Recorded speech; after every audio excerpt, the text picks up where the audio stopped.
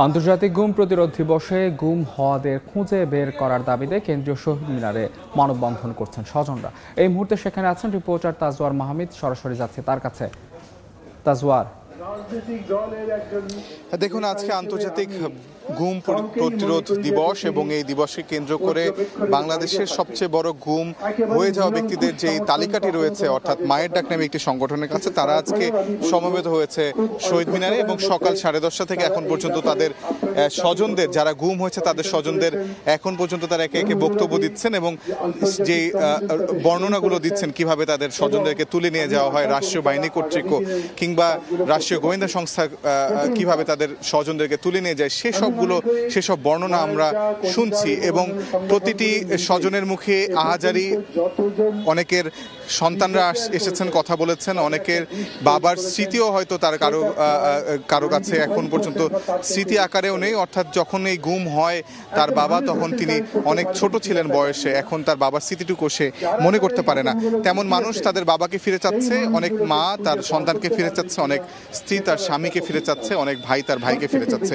এটাই এখন বর্তমানে শহীদ মিনারের চিত্র এবং গত 16 বছর যেই নিপীড়ন বা নিষ্পেষণ এবং গুমের সংস্কৃতি ছিল, সেই সংস্কৃতি থেকে বেরিয়ে এসে নতুন এক বাংলাদেশের জন্য তারা আকুতি জানাচ্ছেন। যদিও গতকালকে অন্তর্বর্তীকালীন সরকারের পক্ষ থেকে আন্তর্জাতিক যে গুম বিরোধী সনদটি রয়েছে, সেখানে সেই সনদটিতে সই করা হয়েছে এবং সেই সই করার বিষয়টি তারা স্বাগত জানাচ্ছে। পাশাপাশি বাংলাদেশে যে গুমকে আসলে একেবারে নিশ্চিহ্ন করা বা গুমের মতো সংস্কৃতিটাকে একেবারে নিশ্চিহ্ন করার জন্য আইনের সংস্কারের দাবিও কিন্তু তারা তুলছে এবং যেখানে তাদের অনেক ধরনের দাবি আছে, তবে মূলত যে দাবি সেটি হলো যে এখনো যারা আসলে নিখোঁজ রয়েছে তাদেরকে ফিরে পেতে চায় স্বজনরা। বিশেষ করে মায়ের ডাক এই সংগঠনটির কাছে 700 জনের একটি তালিকা আছে, সেই 700 জনেরও বেশি মানুষকে এখনো নিখোঁজ রয়েছে বলে তারা দাবি করছেন। যদিও কিছু অর্থাৎ মাইকেল চাকমা, ব্রিগেডিয়ার আজমি এবং ব্যারিস্টার আরমানের মতো অল্প কিছু হাতে গোনা মানুষ বেরিয়ে এসেছে সরকার পতন অর্থাৎ হাসিনা পতনের পরে, কিন্তু তারপরেও এখনো বহু সংখ্যক মানুষ গুম হয়ে আছে, নিখোঁজ হয়ে আছে। তাদেরকে ফিরে পাওয়ার দাবিতে বারবার আকুতি আহাজারি জানাচ্ছে স্বজনরা। তো শহীদ মিনার থেকে এই ছিল আমার কাছে সর্বশেষ খবরাখবর। গুম হওয়া ব্যক্তিদের খুঁজে বের করার দাবিতে কেন্দ্রীয় শহীদ মিনারে চলছে মানববন্ধন। সরাসরি যুক্ত ছিলাম সেখানে। গত 16 বছর ধরে গুমের সঙ্গে জড়িতদের বিচারের দাবি জানিয়েছেন বিএনপির স্থায়ী কমিটির সদস্য, ত্রাণ কমিটির আহ্বায়ক ডাক্তার AZM জাহিদ হোসেন। সকালে নয়াপল্টনে কেন্দ্রীয় কার্যালয়ে সংবাদ সম্মেলনে একথা বলেন তিনি। এ সময় বিএনপির পক্ষ থেকে এখন পর্যন্ত বানভাসীদের মাঝে 10 কোটি টাকা বিতরণ করা হয়েছে বলেও জানান তিনি। দেশের এবং প্রচলিত আন্তর্জাতিক আইন অনুযায়ী এই গুমের সাথে যারা সম্পৃক্ত তাদেরকে বিচারের কাঠগড়ায় দাঁড় করানো হবে। সার্বিকভাবে বিএনপি পরিবার আজকে জনগণের পাশে, বানভাসী মানুষের পাশে। 10 কোটি টাকার অধিক হয়েছে কেন? যে আমাদের প্রত্যেকটি জেলায়, প্রত্যেকটি ইউনিট তাদের সাহায্য নিয়ে এবং অনেক জেলা সরাসরি ওখানে ত্রাণ সহায়তা কার্যক্রম পরিচালনা করছে গত 10 দিন যাবৎ। এবার বন্যা পরিস্থিতির খবর। বন্যার পানি কমায় ফুটে উঠছে ক্ষতচিহ্ন। প্রত্যন্ত এলাকায় দেখা দিয়েছে ত্রাণ ও সুপেয় পানির তীব্র সংকট। লক্ষ্মীপুরে প্রভাবশালীদের কারণে বাঁধ কাটতে না পারায় কিছু জায়গায় কাটছে না জলাবদ্ধতা। এ বিষয়ে প্রশাসনের হস্তক্ষেপ চান তারা। লক্ষ্মীপুরের বিভিন্ন এলাকা ঘুরে বিস্তারিত জানিয়েছেন আতাউর কাউসার। লক্ষ্মীপুর পৌরসভার 10 নম্বর ওয়ার্ডে এটি একেবারেই শহরের প্রাণকেন্দ্রের কাছে একটি জায়গা, কিন্তু দেখতে পাচ্ছেন এই জায়গাটিতেও কি পরিমাণ পানি। আর এই পানিটি আছে গত 15 দিন ধরে, এমনটি আমাদের জানিয়েছেন এখানকার মানুষজন।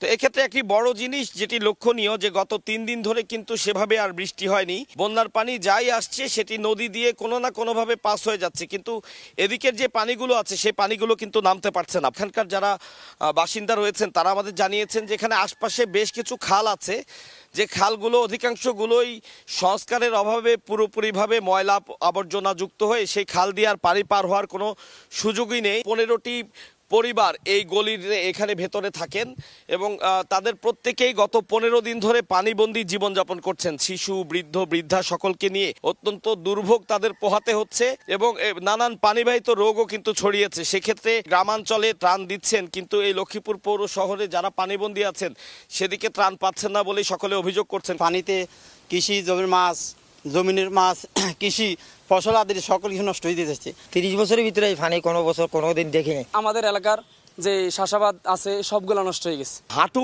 পরিমাণ পানিতে অলরেডি আমি ডুবে গিয়েছি। আমার পেছনে যে ঘর বাড়িগুলো রয়েছে এগুলোর প্রত্যেকটির অবস্থা একই। এখানকার মানুষজন খুবই কষ্টে দিন যাপন করছে শুধুমাত্র কতিপয় স্বার্থান্বেষী কিছু মানুষের খাল দখলের কারণে। যদি এই খালগুলো দখলমুক্ত করা হয়, যদি এই বন্যার পানি নামার ব্যবস্থা করে দেয় সরকার, তাহলে কিন্তু 10 দিনের মধ্যে এই পানি নেমে যাবে, এমনটি বলছেন স্থানীয়রা। কেন আমরা তো দুর্গতিতে আমরা আসি, আপনারা আসি দেখেন আমাদের বুলুয়া নদীটা বানটা ছিঁড়ে দেন তাড়াতাড়ি। যেভাবে হোক যদি বানগুলা কেটে দেয় এবং আশপাশের বানগুলো ভেঙে যদি নদী পরিষ্কার করে তাহলে ইনশাল্লাহ অতি তাড়াতাড়ি পানি নেমে যাবে এবং এই এলাকার মানুষ পানিতে মুক্তি পাবে। ফোন করতে পারতেছে না, আমাদের মানুষ খুব কষ্ট পাচ্ছে এখানে। আমরা ইন্ধন গেছি আর প্রভাবশালী লোকে অথচ আঙ্গুরের দর টাইম মানে অথচ দুর্নীতি দেওয়ার হরও আমরা ইন্ধন প্রভাবশালী খাটাই, আমরা সামান্য জায়গা আমরা সরাইছি আর আমরা সরাইতে পারি না। গত 15 বছরে অভিযোগ করেছেন যে আসলে লক্ষ্মীপুরে নানাবিধ উন্নয়নের ঘটনা ঘটলেও এই যে পানি নিষ্কাশনের জন্য যে ড্রেনেজ ব্যবস্থা, সেই ড্রেনেজ ব্যবস্থা ঠিকভাবে গড়ে ওঠেনি। প্রশাসনের কাছে আর্জি জানিয়েছেন যে যত দ্রুত সম্ভব খালগুলো যেন পরিষ্কার করা হয়, পানি নদীতে পড়ার যে রাস্তা সেটি ঠিকভাবে রাখলে এ ধরনের জলাবদ্ধতা বা বানভাসী মানুষের সেই কষ্ট হয়তো আর বাংলাদেশের মানুষকে দেখতে হবে না। লক্ষ্মীপুর জেলার লক্ষ্মীপুর পৌর শহরের 10 নম্বর ওয়ার্ড থেকে আতাউর কাউসার, সময় সংবাদ। লক্ষ্মীপুরে বেশ কয়েকটি এলাকায় এখনো নামতে পারছে না বন্যার পানি, তবে নোয়াখালীতে কমতে শুরু করেছে। বন্যা পরিস্থিতির খবর জানাতে লক্ষ্মীপুরে আছেন রিপোর্টার আতাউর কাউসার এবং নোয়াখালীর বেগমগঞ্জে আছেন সাইফুল্লাহ কামরুল। সরাসরি শুরুতেই যাচ্ছে কাউসারের কাছে। কাউসার, আমি এই মুহূর্তে আন্ডারচর নামক যে জায়গাটিতে আছি, এটি নোয়াখালী এবং লক্ষ্মীপুরের সীমানাবর্তী এলাকা।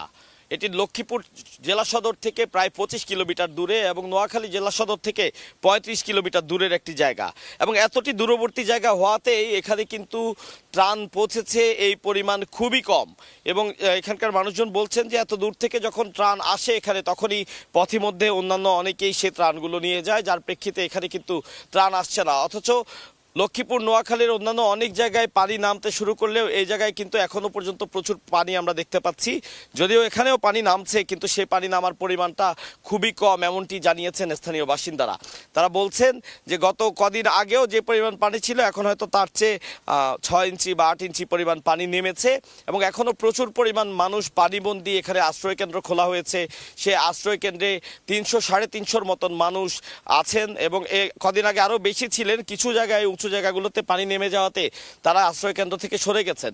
এবং এখানে দেখতে পাচ্ছেন, এখানে আমি যে জায়গাটিতে আছি এখানে একটি কালভার্ট আছে, সেই কালভার্টটি তুলনামূলক উঁচু জায়গা হওয়াতেই স্থানীয় বাসিন্দাদের বক্তব্য হচ্ছে যখন মানুষ এখানে ত্রাণ নিয়ে আসছেন তখন এই কালভার্টটি উঁচু জায়গায় হওয়াতে তারা মনে করছেন যে এদিকে হয়তো মানুষজন পানিবন্দী নেই, কিন্তু আসলে কালভার্টটি পার হওয়ার পরে চিত্র সম্পূর্ণই ভিন্ন। এখানে প্রচুর মানুষ এখনো পানিবন্দী রয়েছেন এবং নানা ধরনের অসুখ বিসুখ তাদের লেগে রয়েছে, কারণ এই পানি অত্যন্ত দূষিত পানি। আপনারা জানেন বন্যার তো মানুষের যে কিছু সমস্যা হয় এর মধ্যে একটি হচ্ছে পানিবন্দী থাকা, খাবার দাবারের সমস্যা, এবং অন্যতম আরেকটি সমস্যা হচ্ছে দূষিত পানির কারণে নানা ধরনের চর্মরোগ থেকে শুরু করে পেটের নানা পীড়ায় এদের ভুগতে হয়। তো সেই পর্যাপ্ত ওষুধপত্র তাদের নেই। এখানে স্থানীয়ভাবে কিছু মানুষ আছেন, উদার মানুষ আছেন যারা নিজেদের অর্থায়নে এই মানুষগুলোকে ত্রাণ পৌঁছিয়েছেন। কিছু মানুষ আছেন যারা নিজেদের অর্থায়নে এদের চিকিৎসার ব্যবস্থা করছেন। আমরা যখন এখানে এসেছি, এখানে একটি আশ্রয় কেন্দ্র আছে, সেই আশ্রয় কেন্দ্রে একটি শিশু অসুস্থ ছিল, আমরা যতটুকু শুনেছি তাকে এখান থেকে টাকা তুলে জেলা সদর হাসপাতালে লক্ষ্মীপুরে পাঠানো হয়েছে চিকিৎসার জন্য। তো এভাবে অত্যন্ত দুর্গত এলাকায় অত্যন্ত দুর্ভোগে আছেন এখানকার মানুষজন, এবং এটি বলছি আবারও, এটি নোয়াখালী এবং লক্ষ্মীপুরের জেলা একেবারে সীমান্তবর্তী একটি এলাকা। তো মূল যে জেলা অর্থাৎ নোয়াখালী জেলার খবরাখবর যদি জানতে হয়, সেখানে আছেন আমাদের আরেক সহকর্মী সাইফুল্লাহ কামরুল। চলে যেতে চাই তার কাছে। আমি এই মুহূর্তে দাঁড়িয়ে আছি নোয়াখালী চৌমুহনীর ঐতিহ্যবাহী বেগমগঞ্জ সরকারি কারিগরি উচ্চ বিদ্যালয় আশ্রয় কেন্দ্র। এই কেন্দ্রের মধ্যে নোয়াখালীতে প্রায় 1100টি কেন্দ্র রয়েছে। এই কেন্দ্রটি যিনি পরিচালনা করতেছেন তিনি হচ্ছেন চৌমুহনী সাধারণ ব্যবসায়ী সমিতির সহসভাপতি মোর্শেদ আলমিন ফয়সাল, যিনি মিয়া ফয়সাল হিসেবে খ্যাত। তিনি এই কেন্দ্রটির নাম দিয়েছেন মেহমানখানা। এই কেন্দ্র থেকে সে এরকম 8টি কেন্দ্রে প্রতিদিন এখান থেকে রান্না বান্না করে ওখানে বন্যা আশ্রয়ীদেরকে খাওয়া পরিবেশন করা হয়। এখানকার এই কেন্দ্রে প্রায় 800 আশ্রয় বন্যাতে আশ্রয় রয়েছেন। এছাড়া নোয়াখালীর অন্যান্য আশ্রয় কেন্দ্রগুলোর যে অবস্থা সেটি হচ্ছে এই বন্যার পানি গত 2 দিন বৃষ্টি না হওয়াতে পানি কমেনি, খুব ধীরে ধীরে পানি কমতেছে, কিন্তু আগামী 1 তারিখে যে পূর্ণিমার জোয়ার হবে সেই জোয়ারে এই নোয়াখালীর বন্যা পরিস্থিতি আরো অবনতি হওয়ার সম্ভাবনা রয়েছে। এছাড়া নোয়াখালীর যে অবস্থা রয়েছে সেটি হলো যে নোয়াখালীর দানশিড়ি ইউনিয়নের 9 নম্বর ওয়ার্ডের রিক্সাওয়ালার মার্কেটের যে বাঁধটি আছে সেই বাঁধটি না কাটার কারণে এবং চৌমনি পৌর এলাকার যে খালগুলো আছে সেই খালগুলো পরিচ্ছন্ন না করার কারণে এইখানকার পানি নিষ্কাশন হচ্ছে না। এখানের পানি খুবই ধীরে ধীরে স্থির হচ্ছে। এখানের আশ্রয় কেন্দ্রগুলোতে অধিকাংশ মানুষ ডায়রিয়া আক্রান্ত হচ্ছে, জ্বরে আক্রান্ত হচ্ছে। এখানে পর্যাপ্ত অনেকগুলো কেন্দ্রে ত্রাণ থাকলেও চৌমনি মদনমোহন স্কুল কেন্দ্র সহ অনেকগুলো কেন্দ্রে পর্যাপ্ত ত্রাণের সংকট রয়েছে, মেডিকেল ক্যাম্পের ওষুধের সংকট রয়েছে, এখানকার সচেতনতার অভাব রয়েছে। এখানে মূলত যে ত্রাণগুলো আছে পর্যাপ্ত ত্রাণ আছে সেই ত্রাণগুলো সমন্বয় করা দরকার। সমন্বয় করে যদি ডিস্ট্রিবিউশন করা হয় তাহলে কোথাও কোনো ত্রাণের সংকট দেখা দিবে না। এখানকার যে প্রশাসন রয়েছে প্রশাসনের তদারকির অবস্থা অনেকটা মানে শীতলতা হয়েছে। এখানে প্রশাসনের পর্যাপ্ত তদারকি না থাকার কারণে সবগুলো আশ্রয় কেন্দ্রে ভালোভাবে ত্রাণ এবং ফুটছে না। এ ছিল নোয়াখালীর চৌমনি থেকে আমার কাছে সর্বশেষ তথ্য। বন্যা পরিস্থিতির সবশেষ খবর জানতে সরাসরি যুক্ত ছিলাম নোয়াখালীতে, তার আগে যুক্ত ছিলাম লক্ষ্মীপুরে। স্মরণকালের ভয়াবহ বন্যায় ফেনীতে জানমালের ব্যাপক ক্ষয়ক্ষতি হয়েছে। এখন পর্যন্ত 17 জনের মৃত্যুর খবর পাওয়া গেছে। এছাড়া 30,000 হেক্টর ফসলি জমি, 19,000-এর কাছাকাছি পুকুরের মাছ, 53,000 গবাদি পশু মারা গেছে। জুলফাস তালুকদারের ক্যামেরায় আতিয়া সজলের রিপোর্ট। সবকিছু নিচে গিয়ে আমরা ঢলে আর কিছু নেই। এই নাসিম আক্তারের মতো অনেকেই এখন বন্যার পানিতে বাড়িঘর হারিয়ে খোলা আকাশের নিচে বাস করছেন। শুধু ঘর নয়, বানের পানির তোড়ে ভেসে গেছে ভিটের মাটিও। পানি নেমে গেলেও বাড়ি ফিরতে পারছে না কয়েকশো পরিবার।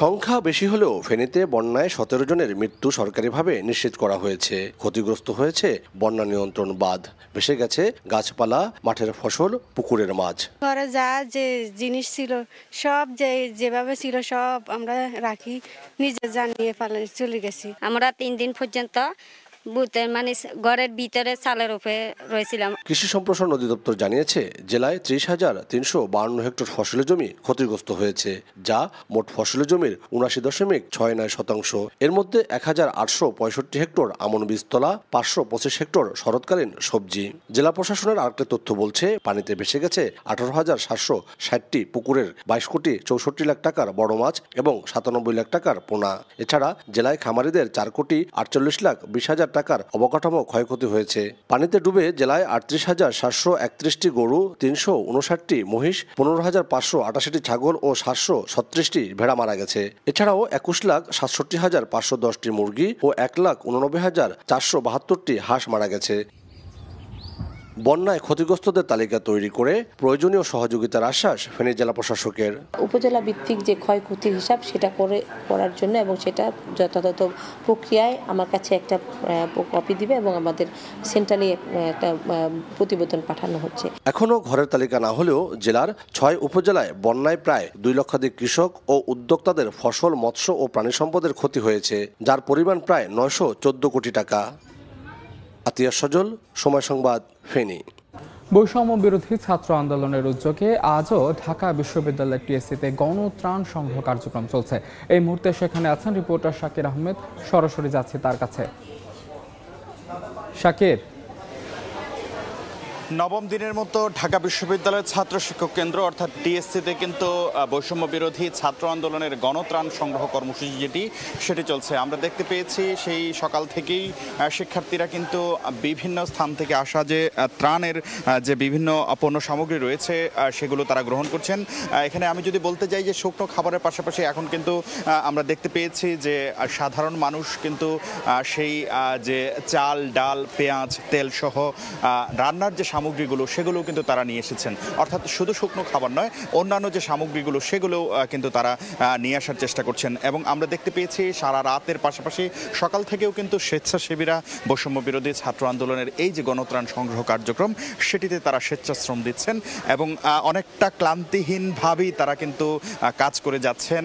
তারা তাদের যে কার্যক্রমগুলো সেগুলো খুবই গুছিয়ে করছেন। আমরা যদি একটু দেখাতে যাই যে বিভিন্ন জায়গা থেকে আসা যে খাদ্য সামগ্রীগুলো রয়েছে সেই খাদ্যগুলোকে তারা আসলে বিভিন্ন প্যাকেটজাত করছেন, পাশাপাশি বড় থেকে ছোট মাঝারি এমনকি নানাভাবে আসলে সেগুলোকে তারা প্যাকেট করছেন। এবং আমরা দেখতে পেয়েছি যে এই টিএসসির সামনেই কিছু ট্রাক রয়েছে, সেই ট্রাকে করে তারা কিন্তু বন্যা কবলিত বা বন্যা দুর্গত যে এলাকাগুলো রয়েছে সেই এলাকাগুলোতে তারা তাদের এই ত্রাণ সহায়তা সেটি তারা পৌঁছে দিচ্ছেন। এবং শিক্ষার্থীদের পাশাপাশি এখানে কিন্তু স্বেচ্ছাসেবক হিসেবে কাজ করতে এসেছেন সাধারণ মানুষ, অর্থাৎ সব বয়সী মানুষ। আমরা দেখতে পেয়েছি সেই শিশু থেকে শুরু করে বৃদ্ধ সবাই কিন্তু এখানে স্বেচ্ছাশ্রম দিচ্ছেন এবং এই কার্যক্রমটি যেন গুছিয়ে রাখা যায় বা এই কার্যক্রমটি যেন খুবই সুশৃঙ্খলভাবে পরিচালিত হয় সেই চেষ্টাটুকুই আসলে সবার মধ্যে আমরা দেখেছি। এবং আমরা দেখেছি যারা এখানে কাজ করছেন খুবই আগ্রহ নিয়ে কাজ করছেন। কেউ সেই প্রথম দিন থেকে শুরু করে আজ নবম দিন পর্যন্ত কাজ করছেন, অনেকে নতুন নতুন যুক্ত হচ্ছেন, আবার যাদের বিশ্রামের প্রয়োজন তারা কিন্তু বিশ্রামও নিচ্ছেন। এবং আমি যদি ত্রাণের বিষয়টি বলতে যাই, আমরা দেখতে পেয়েছি ঢাকা বিশ্ববিদ্যালয়ের ছাত্র শিক্ষক কেন্দ্রে অর্থাৎ টিএসসির যে গেমস রুম সেটি আসলে এই ত্রাণে পরিপূর্ণ রয়েছে। যদিও প্রতিদিনই দেশের বিভিন্ন গন্তব্যে বন্যা দুর্গতদের প্রতি ত্রাণ যাচ্ছে, পাশাপাশি দেখতে পেয়েছি অডিটোরিয়াম সেটিতেও ত্রাণ রাখা হয়েছে এবং টিএসসির যে ক্যাফেটেরিয়া সেটিও কিন্তু ইতোমধ্যেই ত্রাণে পরিপূর্ণ হয়ে গেছে। পাশাপাশি টিএসসির যে বারান্দাগুলো রয়েছে সেই বারান্দাগুলোতেও বিভিন্ন কাপড় রাখা হয়েছে, সেখানে কাপড় আছে বাচ্চাদের জন্য, পাশাপাশি মহিলা এবং অন্যান্য যারা রয়েছেন তাদের সবার জন্য কিন্তু সেই কাপড় রয়েছে। তো সব মিলিয়ে এখনো পর্যন্ত বৈষম্য বিরোধী ছাত্র আন্দোলনের ব্যানারে টিএসসিতে এই গণত্রাণ সংগ্রহ কার্যক্রম সেটি পুরোদমে চলছে। এই ছিল আমার কাছ থেকে গণত্রাণ সংগ্রহ কর্মসূচির সবশেষ খবর। নবম দিনের মতো ঢাকা বিশ্ববিদ্যালয় টিএসসিতে চলছে গণত্রাণ সংগ্রহ কর্মসূচি। সরাসরি যুক্ত ছিলাম সেখানে। ছাত্র জনতার আন্দোলনের মুখে ভেঙে দেয়া দ্বাদশ সংসদের বিদায় সদস্যদের শুল্কমুক্ত সুবিধায় আমদানি করা অন্তত 52টি গাড়ি আটকে দিয়েছে কাস্টমস কর্তৃপক্ষ। অবশ্য জুলাই মাসে উত্তপ্ত পরিস্থিতি আঁচ করতে পেরে সাকিব আল হাসান, ফেরদৌস সহ 7 সাবেক এমপি তাদের গাড়ি ছাড়িয়ে নিয়েছে। শাখাওয়াত শ্রীপুর ক্যামেরায় বিস্তারিত জানাচ্ছেন কমল দে। চট্টগ্রাম বন্দরের কারশেডে সারিবদ্ধভাবে রাখা প্রতিটি গাড়ির শুল্ক সহ বাজার মূল্য অন্তত 10 থেকে 12 কোটি টাকা। কিন্তু শুল্কমুক্ত সুবিধা পেতেই এসব গাড়ি আমদানি করেছিলেন দ্বাদশ সংসদের সদস্যরা। অর্থাৎ শুল্ক না দিয়ে নামমাত্র মূল্যে আমদানি করে গাড়ির মালিক হওয়ার সুযোগ ছিল তাদের। তবে ছাত্র জনতার আন্দোলনের মুখে সংসদ সদস্য পদ চলে যাওয়ায় এসব গাড়ি আর ছাড় করছে না কাস্টমস কর্তৃপক্ষ। ছাত্র আন্দোলনের পরিস্থিতি আঁচ করতে পেরে গত জুলাই মাসে ক্রিকেটার সাকিব আল হাসান, অভিনেতা ফেরদৌস এবং ব্যারিস্টার সুমন সহ তৎকালীন 7 সংসদ সদস্য চট্টগ্রাম থেকে তাদের গাড়ি ছাড় করে নেন। এতে 75 কোটি টাকার বেশি রাজস্ব হারিয়েছে সরকার। সাবেক সংসদ সদস্য জান্নাতারা হেনরি এবং মুজিবুর রহমান মঞ্জু সমস্ত প্রক্রিয়া সম্পন্ন করলেও গাড়ি খালাস নিতে পারেনি। এছাড়া অনুপম শাহজাহান জয় এবং এবিএম আনিসুজ্জামান নামে আরও 2 সাবেক এমপি গাড়ি ছাড় করাতে নথিপত্র জমা দিয়েছিলেন। এই 4টি গাড়িও এখন কাস্টমসের জিম্মায়। যেহেতু সংসদটা আমাদের ভেঙে গিয়েছে, এই বিষয়ে শুল্কমুক্ত সুবিধা তারা পাবেন কিনা সে বিষয়ে সদয় দিক নির্দেশনার জন্য আমরা জাতীয় রাজস্ব বোর্ডে একটি পত্র প্রেরণ করেছি চিটাগাং কাস্টম হাউস থেকে। সেই পত্রের আলোকে জবাব পাওয়ার পরে জাতীয় রাজস্ব বোর্ডের নির্দেশনা অনুযায়ী আমরা পরবর্তী কার্যক্রম গ্রহণ করব। শুল্কমুক্ত সুবিধায় আনা মার্সিডিজ বেঞ্জ, রেঞ্জ রোভার এবং বিএমডব্লিউর মতো মূল্যবান গাড়ি আপাতত বন্দরের বিভিন্ন শেডে রাখা হয়েছে। এক্ষেত্রে জটিলতা এড়াতে 30 দিন পেরিয়ে গেলে নিয়ম মেনে নিলামে বিক্রির জন্য চট্টগ্রাম কাস্টম হাউসের কাছে হস্তান্তরের সিদ্ধান্ত নিয়েছে বন্দর কর্তৃপক্ষ। নিয়ম অনুযায়ী কাস্টমস কর্তৃক ডিউটি পেমেন্ট করার পরে আমরা এটা ডেলিভারির কার্যক্রমটা প্রসেস করি, পোর্ট চার্জটা নেই এবং আমরা ডেলিভারি দিয়ে থাকি। আর কেউ যদি ডেলিভারি নেওয়ার জন্য না আসে তাহলে আমরা 30 দিন পরে ইউজুয়ালি আমরা অকশন হ্যান্ডওভার করে দিই বাই পেপার। এর আগে পর্যটন সুবিধায় আনা 100 কোটি টাকা মূল্যের 108টি গাড়ি বারবার নিলাম আহ্বান করেও বিক্রি করতে পারেনি চট্টগ্রাম কাস্টম হাউস। স্ক্র্যাপ হিসেবেও এখন এসব গাড়ি কেউ কিনছে না। তাই শুল্কমুক্ত অবস্থায় সংসদ সদস্যদের আনা গাড়ি নিলামে বিক্রির চেষ্টা না করে সরকারের জিম্মে নেওয়ার কথা বলছেন এই ব্যবসায়ী। অতি দ্রুত এটা সরকারি কোনো সংস্থাকে হ্যান্ডওভার করে ওদের টাকাগুলো ওদেরকে ফেরত দিয়ে গাড়িগুলো রাষ্ট্রীয় সম্পদ হিসেবে ব্যবহার করা যেতে পারে। কোনো অবস্থাতেই অকশনে যাতে গাড়িগুলো না যায়। এই গাড়ি অকশনে গেলে আলটিমেটলি এই গাড়ি কোনোদিন ছাড় পাবে না। কাস্টমসের জিম্মায় থাকা এসব গাড়ি স্বাভাবিক নিয়মে সর্বনিম্ন শুল্ক হার 8 থেকে শুরু করে সর্বোচ্চ 10 কোটি টাকা পর্যন্ত, অথচ এই টাকা পরিশোধ না করেই গাড়ির মালিক হওয়ার সুবিধা পেয়ে আসছিলেন আওয়ামী লীগ সরকারের সংসদ সদস্যরা। আমদানি করা এ ধরনের গাড়ি নিয়ম বহির্ভূতভাবে অন্যজনের কাছে বিক্রির অভিযোগও অনেক সাবেক সংসদ সদস্যের বিরুদ্ধে। 8 কোটি টাকা মূল্যের গাড়ি মাত্র 4 লাখ টাকা শুল্ক পরিশোধ করে ছাড় করে নিয়ে গেছেন একজন সংসদ সদস্য। সাম্প্রতিক সময়ের ঘটনা এটি। এ ধরনের অসংখ্য সংসদ সদস্য মহামূল্যবান গাড়ি এনে ফেলে রেখেছে চট্টগ্রাম বন্দরের কার শেডে, কিন্তু এখন তাদের এমপি পদ নেই। তবে এই গাড়ির ভবিষ্যৎ কী হবে তা নির্ধারণ করবে জাতীয় রাজস্ব বোর্ড। চট্টগ্রাম বন্দরের কার শেড থেকে কমল দে, সময় সংবাদ। যোগান থাকলেও 10 থেকে 20 টাকা বেড়েছে বেগুন, শসা, করলা সহ বেশ কয়েকটি সবজির দাম।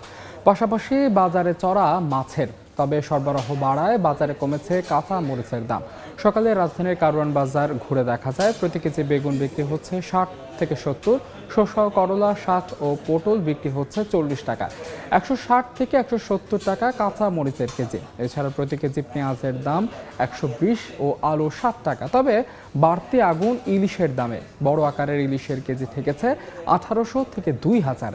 এদিকে অপরিবর্তিত ব্রয়লার মুরগি ও ডিমের দাম। বাজারে ব্রয়লার মুরগি 160, সোনালী 240 ও প্রতি ডজন ডিম বিক্রি হচ্ছে 155 থেকে 160 টাকা। আমানতকারীদের পাওনা পরিশোধ করতে এস আলম গ্রুপের সম্পদ বিক্রির পাশাপাশি বিদেশে পাচার করা অর্থ ফেরত আনার উদ্যোগ নিতে হবে, এমন পরামর্শ দিয়েছেন অর্থনীতিবিদরা। তাদের মতে অর্থ লোপাটকারীরা তাদের সম্পদ মূল্য অতি মূল্যায়িত করে দেখায়, তাই সম্পদ বিক্রি করে ঋণ পরিশোধ করা সম্ভব হবে না।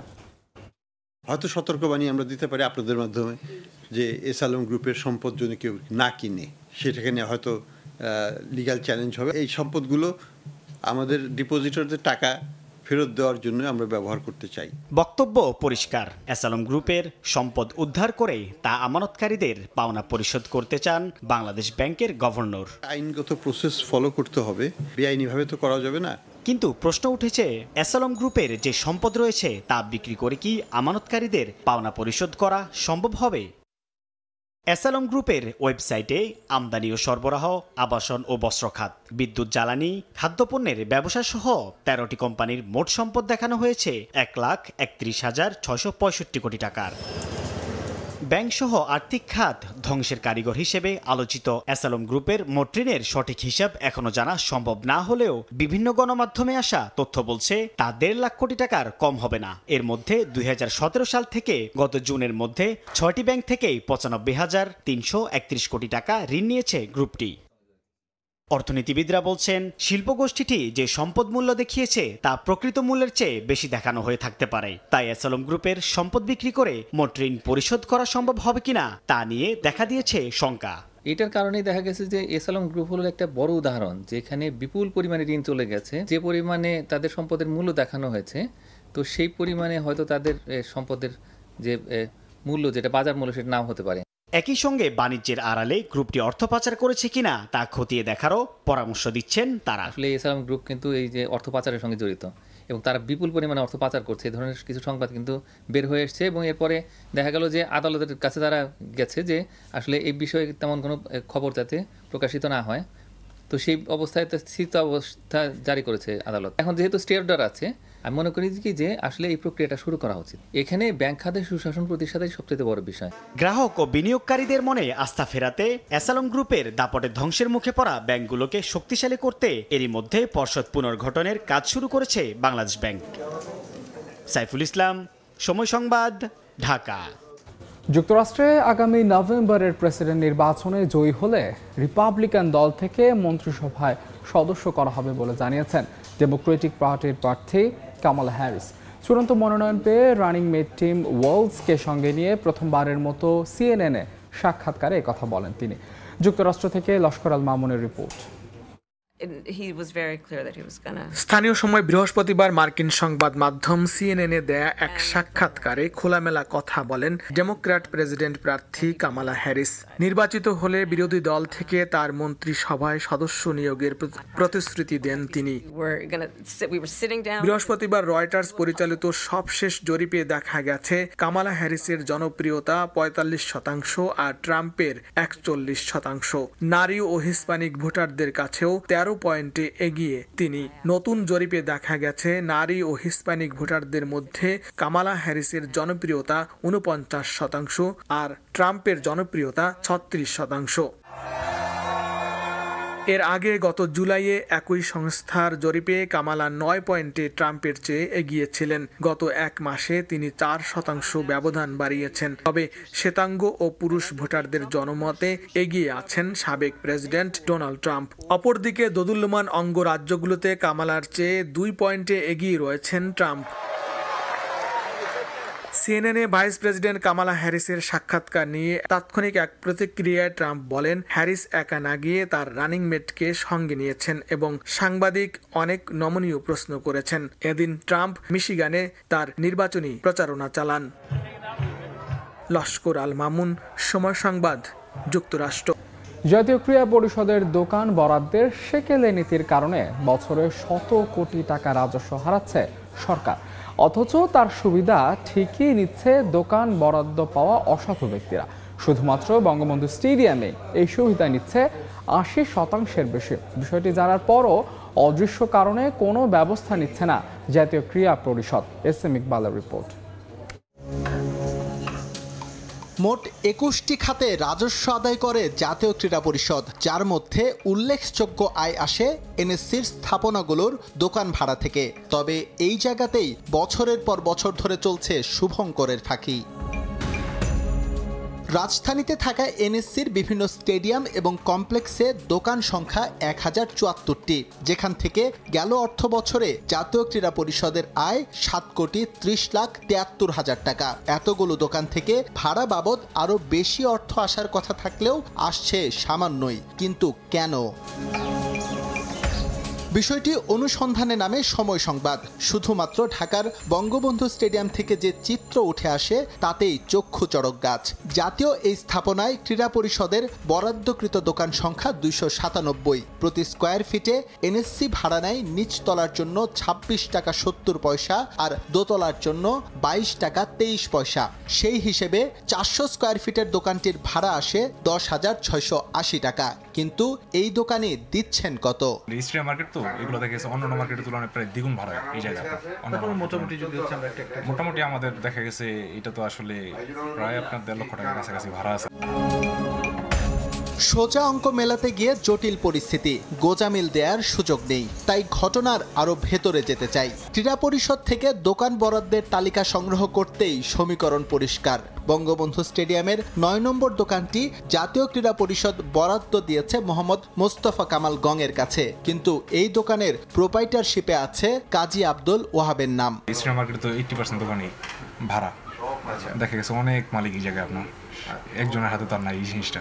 যেভাবে নিয়ে যার কাছ থেকে অনেকে দেখা যায় আত্মীয় স্বজনের মাধ্যমে রিলেশন হয়ে একটু কমে ভাড়াটা নিতে পারে, বা দ্বিতীয় তৃতীয় পক্ষ হলে আরেকটু বেশি হয়। সাম্প্রতিক বিভিন্ন পরিস্থিতির কারণে ব্যবসার অবস্থা খুব একটা ভালো না, কিন্তু দোকান বরাদ্দ পাওয়া নামধারী এই ব্যবসায়ীদের অবস্থা রমরমা। ঘরে বসেই তাদের অ্যাকাউন্টে ঢুকছে লাখ লাখ টাকা। এবার অঙ্ক মিলিয়ে নেবার পালা। এই হিসেবে জাতীয় ক্রীড়া পরিষদের দোকান ভাড়া বাবদ আয় হওয়ার কথা বছরে প্রায় ২০০ কোটি টাকার কাছাকাছি, কিন্তু এনএসসি রাজস্ব আদায় করছে মাত্র ৭ কোটির আশেপাশে। বঙ্গবন্ধু স্টেডিয়ামের নাকের ডগায় বসে বছরের পর বছর মোটা অঙ্কের অর্থ হাতছাড়া হওয়ার খবর নিশ্চয়ই অজানা নয় এনএসসি কর্মকর্তাদের, কিন্তু তারা নির্বিকার। এই বিষয়ে কথা বলতে গেলেও গণমাধ্যম উপেক্ষা করেন ক্রীড়া পরিষদ সচিব আমিনুল ইসলাম। তবে সাবেক এনএসসি পরিচালকের দাবি, কর্মকর্তারা সুবিধা নিচ্ছেন, তাই প্রয়োজনীয় পদক্ষেপ নিতে এত অনীহা। কেন দোকান ভাড়া বাড়ায়নি? কেন আমার ৩০ টাকা ভাড়া করতে হলো? এটা কি আগে যারা ছিল তারা জানতো না? নিশ্চয়ই জানতো। তারা কোনো হয়তো আমি জানি না, হয়তো কোনো সুবিধা নেওয়ার তাদের এই দোকানদার সমিতিকে সুবিধা দিয়েছে। অরিজিনাল মালিক সঙ্গে আমাদের এনএসসির চুক্তি, কিন্তু ওরা করে কি আরেকটা চুক্তি করে সাবনেটের সঙ্গে, সে পয়সাটা সে পায়, মানে বিজনেস না করে কিন্তু পাচ্ছে। শুধু স্থায়ী দোকান নয়, বঙ্গবন্ধু স্টেডিয়ামের ভ্রাম্যমাণ টং দোকান, এমনকি পার্কিং ইজারা নিয়েও আছে অনিয়মের অভিযোগ। এইসব ক্ষেত্র থেকে আরও বেশি রাজস্ব আদায়ের সুযোগ থাকলেও তা উপেক্ষিত দিনের পর দিন। এস.এম. ইকবাল, সময় সংবাদ, ঢাকা। এ পর্যায়ে শীর্ষ সংবাদগুলো জানিয়ে দিচ্ছে আরেকবার। বছর পর বছর সকালে গেছে, বিকেলে আসছে, কোনোদিন রাত 11টা বাজে বাসায় আসছে এই বৃদ্ধ মা। গুম হওয়া স্বজনের অপেক্ষায় শত শত পরিবার। 16 বছরে তুলে নেওয়া বেশিরভাগই আওয়ামী লীগের রাজনৈতিক প্রতিপক্ষ। নিখোঁজদের সন্ধান দাবিতে মায়ের ডাকের মানববন্ধন। বন্যার পানিতে কমায় ফুটে উঠছে ক্ষতচিহ্ন। নোয়াখালী ফেনীর প্রত্যন্ত এলাকায় ত্রাণ ও সুপেয় পানির তীব্র সংকট। চট্টগ্রামে কৃষি ও মৎস্য খাতে বিপুল ক্ষতি। এবং জুলাই পরিস্থিতি বুঝে শুল্কমুক্ত সুবিধায় আনা গাড়ি কাস্টমস থেকে বুঝে নেন সাকিব সহ তৎকালীন 7 এমপি। চট্টগ্রাম বন্দরের শেডে 52 গাড়ির ভবিষ্যৎ নিয়ে জটিলতা।